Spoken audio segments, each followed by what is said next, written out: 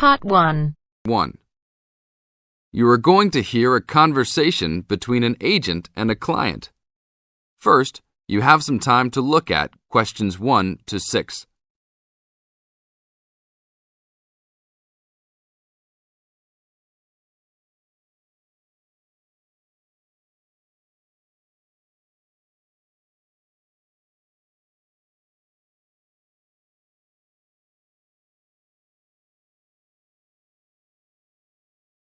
Now listen to the tape and answer the questions. Hello? Hi, good morning. Are you open yet? Yes, we are. Come in. Would you like to rent an apartment in the city? Well, kind of. I'd rather rent one near the harbor if possible. Oh, okay. Do you like the water? Yes, I do, but I actually repair sailboats for a living, so I'd like to be close to work. That's understandable. We all want to live close to work. Well, I think I have something near there. How many rooms would you like? Just one. I'm alone. But I would like to have an extra room for my dog. So you'd like 2 rooms and an apartment that accepts animals. Here's one. It's 1 block up from the harbor and renting for $445. How's that? That's perfect. Just what I was hoping to pay. What floor is it on? Floor? Oh, it's on the 12th floor. That's too high. I'd like to be on the 1st or 2nd floor so that I don't have to use the elevator. My dog, he's scared of them. Oh, well then, that's a little more complicated. Let me make a few calls. Okay, I think I found a couple more for you. Here's one that might suit your needs. How much? $395 a month. That's cheap. But it's only a 1-bedroom, a large one, but it's still just 1 room. Oh, well, regardless of whether the room is small, I still need a separate room for my dog. What else do you have?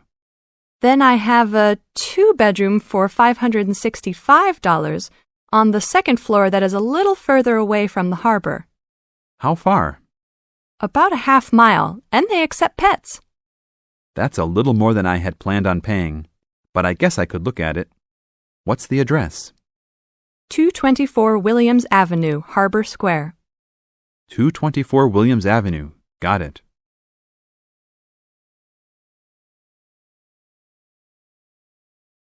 Now look at questions 7 to 10.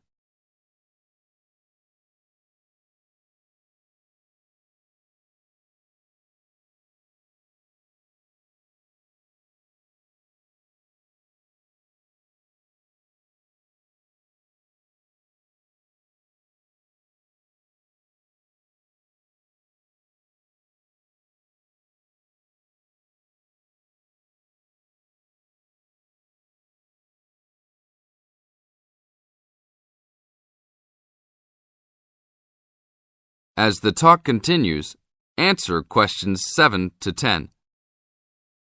What else is included?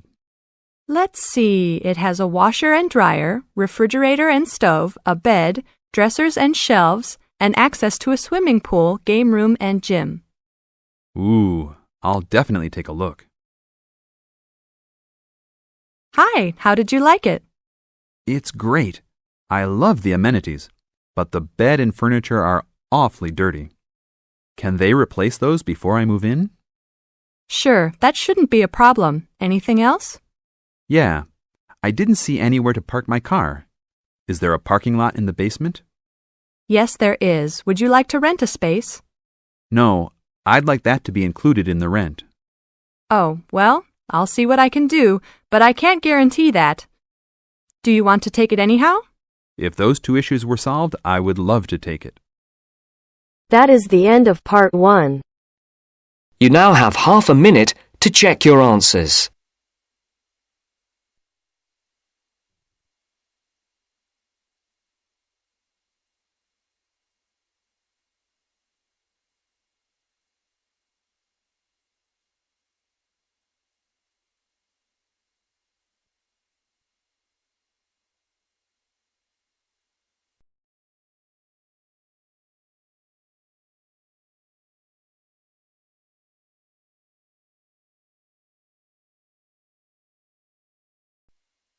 Now turns to part 2. Part 2. You will hear someone giving instructions to staff at a festival. First, look at questions 11 to 13.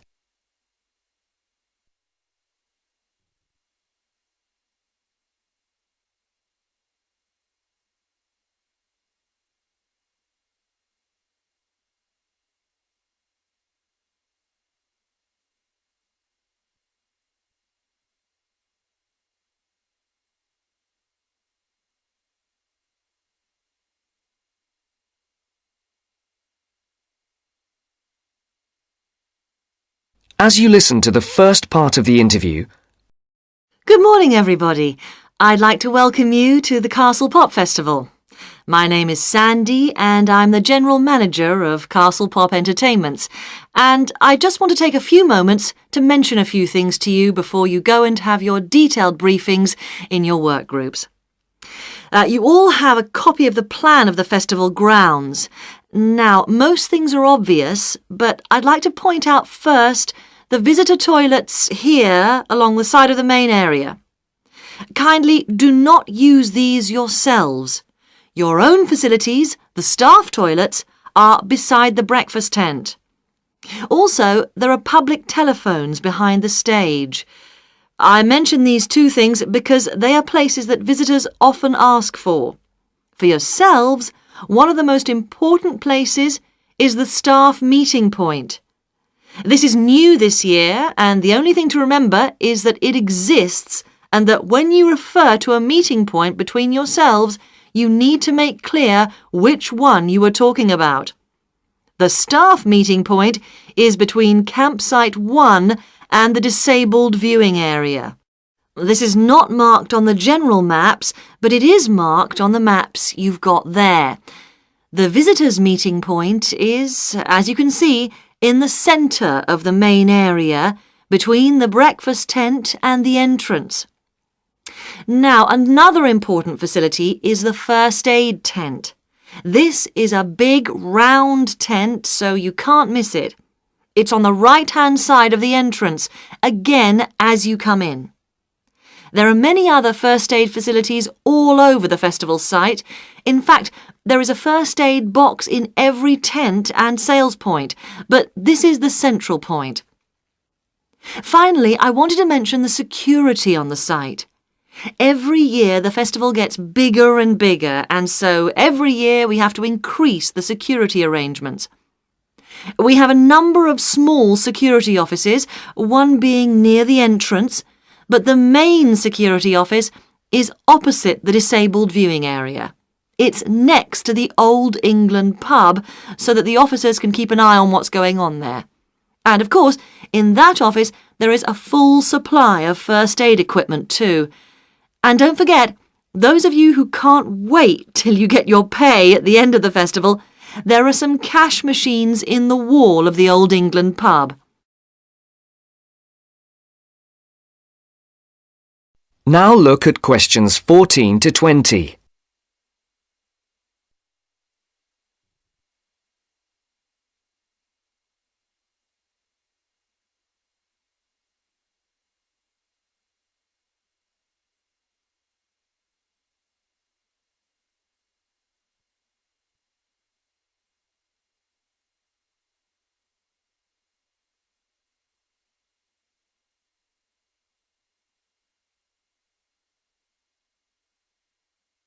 As the interview continues, complete the sentences. I do hope you will enjoy working with us this year. It's always good to see some of last year's faces back with us again. We hope this year to put on an even better festival than before. The first year we put on a festival, we called it the Mountain View Pop Concert. And it was a pop concert rather than a festival. We held it inside the castle and you could see the mountains in the background. It was very small and personal. Then we held it in front of the castle with the castle in the background, and then we started calling it the Castle Festival. Now, this year, we have moved further away into the fields. The advantage is that the castle and the mountains are both there in the distance, but we have as much space as we want in the fields. The only problem with the fields is that sheep use the fields during the spring months and they leave little messages for us all over the place. So please be careful and encourage the visitors to be careful too. Now, it just remains for me to let you know the times of your detailed briefings, which are as follows, and I'm telling you these as they are not, I repeat, not as written down on your welcome letters. Those of you who are working on the children's zone, your meeting is at 2 p.m. in campsite 2. Those of you on the security team need to meet behind the stage at 3:15 p.m. For the people on first aid, please do not meet in the first aid tent. There will not be enough room, but meet at the entrance gates at 4 p.m. Finally, we need everybody, and I do mean everybody, on duty on Monday morning at 8 a.m. for the final clean-up. I'd like to remind you that Monday is the final day of work, not the Sunday. People not coming to the final day will lose 50% of their pay. The meeting place for that is campsite 1. Now, good luck, and let's make this the best festival ever!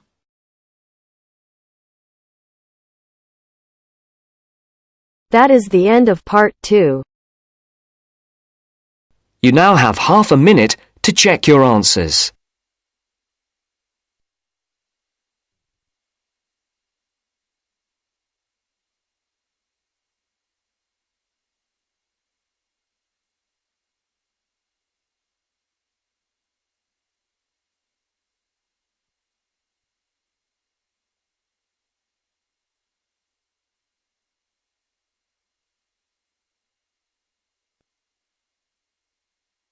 Now turns to part 3. Part 3. Listen to somebody giving a talk about how setting goals can help you achieve more. First, you have some time to look at questions 21 to 24.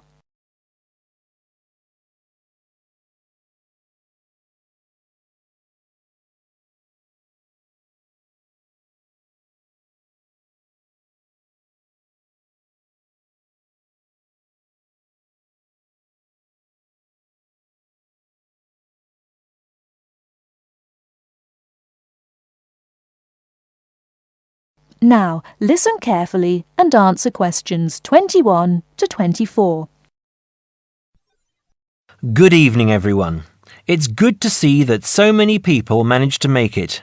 An achievement in itself when I'm sure you're all so busy. This evening, I'm going to talk with you about setting goals and how setting goals can help you understand what you really want to achieve. First, though, I'd like to start by saying what I think achievement actually means. I think some people think it's simply about being successful in a job or making money, but it certainly doesn't have to mean that.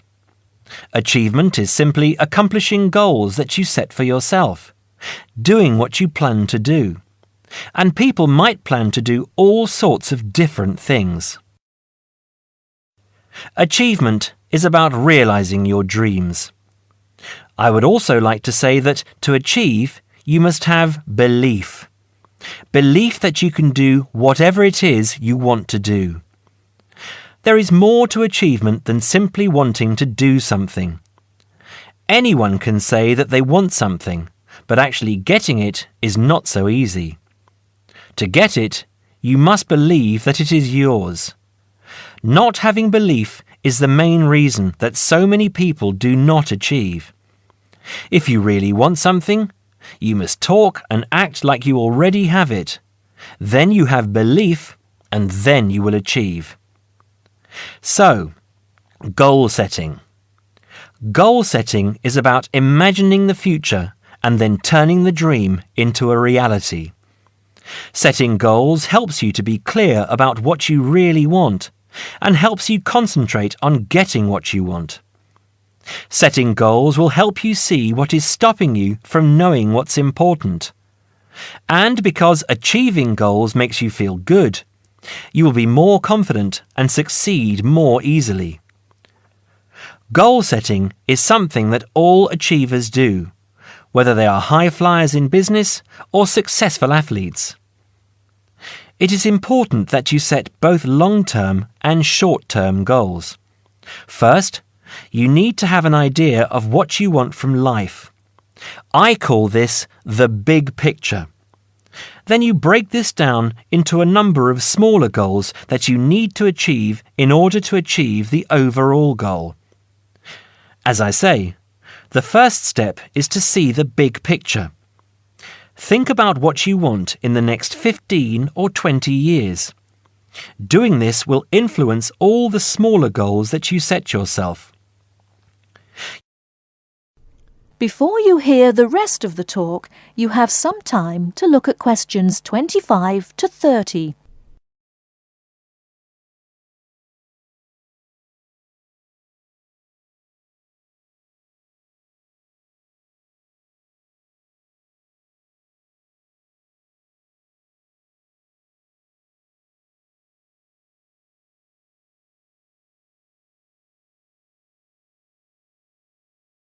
Now listen and answer questions 25 to 30.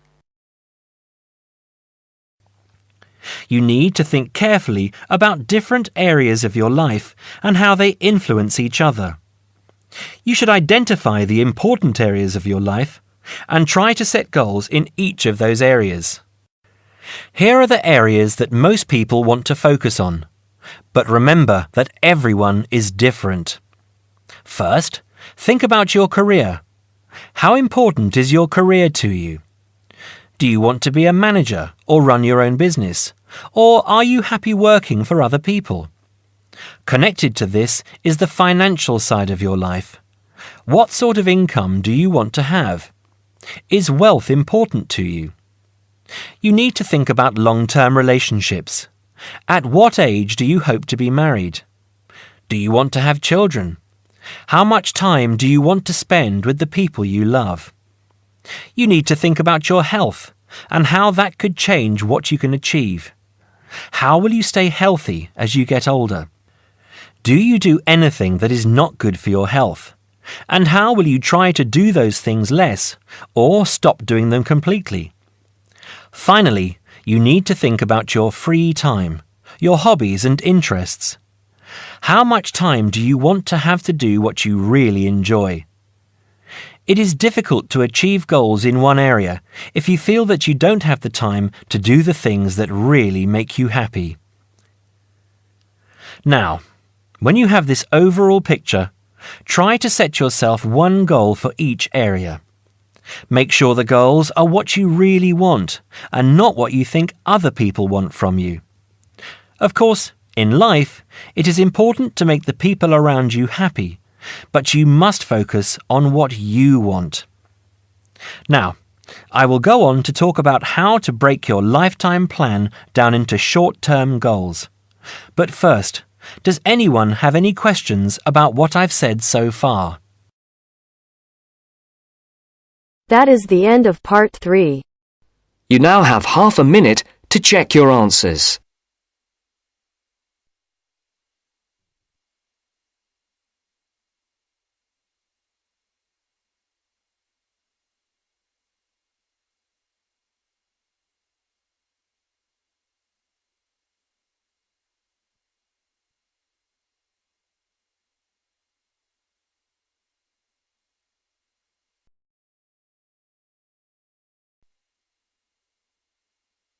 Now turns to part 4. Part 4. You'll hear a discussion about how to manage time. First, you have some time to look at questions 31 to 40.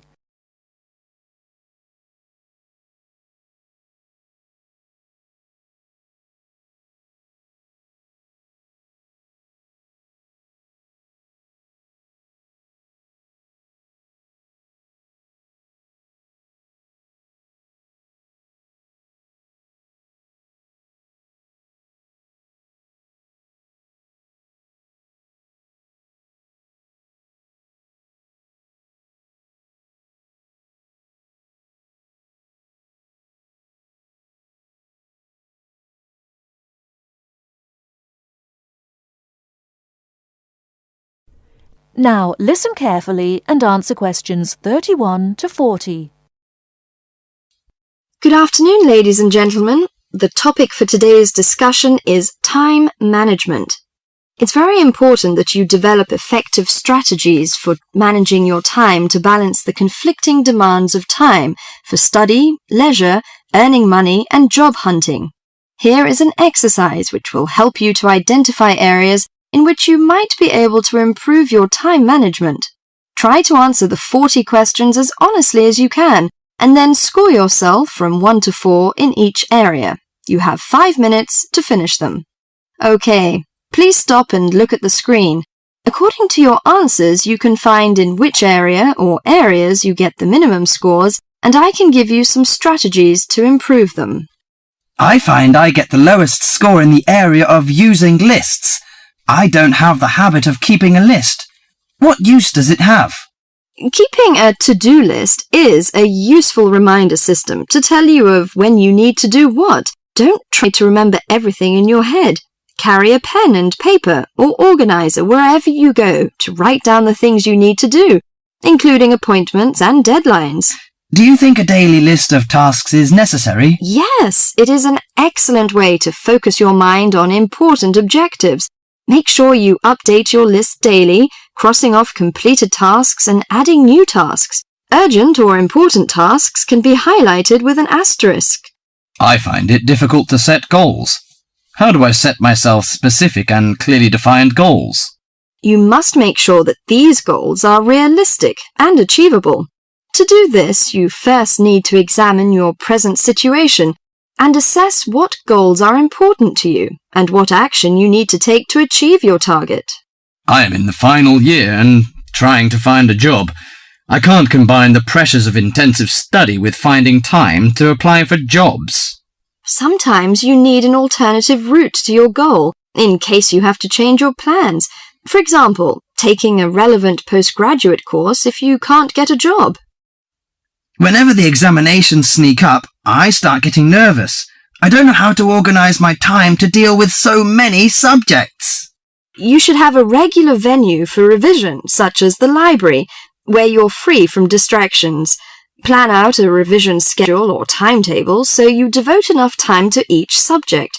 You can also use past examination papers when revising to familiarize yourself with the sort of questions that might be asked.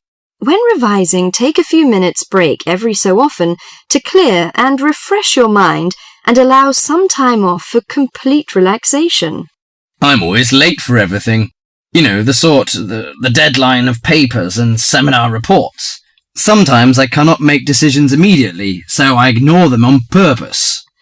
So you fall into the area called procrastination.